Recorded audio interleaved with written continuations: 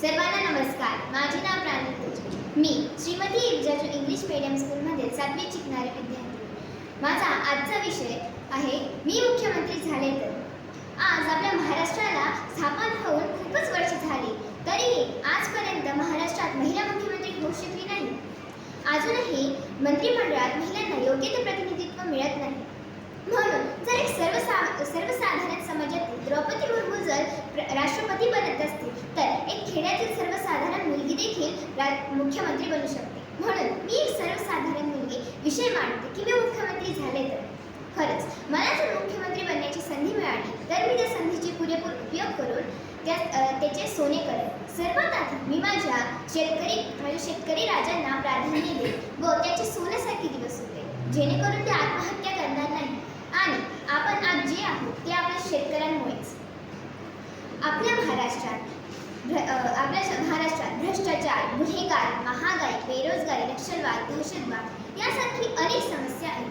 त्या सर्व समस्यांना मी आळा घालण्याचा पूर्ण प्रयास करेन व त्यांच्यावर उपाययोजना देखील करेन. मी ते सगळे प्रयत्न करेन ज्याने आपल्या महाराष्ट्रात खूपच बदल होऊ शकतात. मी माझ्या राज्यात प्रत्येक नागरिकाला त्याचे विचार मांडण्याची पूर्ण संधी देईल व त्याची समस्या मांडण्याची देखील पूर्ण संधी देईल.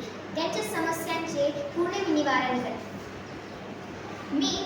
मी सर्व धर्म समाज स्वीकारेन आणि मी सर्व भेदभाव टाळेन.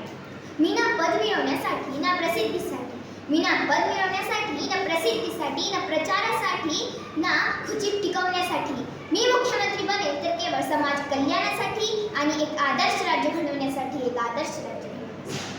खरं तर माझे शिक्षण चालू असताना मुख्यमंत्री बनण्याचा हा विचार करणं वेडेपणाच आहे. परंतु महाराष्ट्राची सद्यस्थिती बघता मन बैठक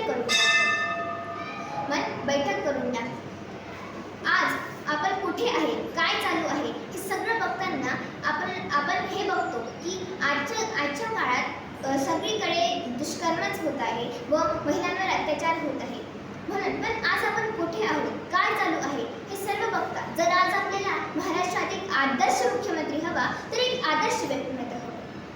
त्यास चेहऱ्यावर ज्याच्या तेज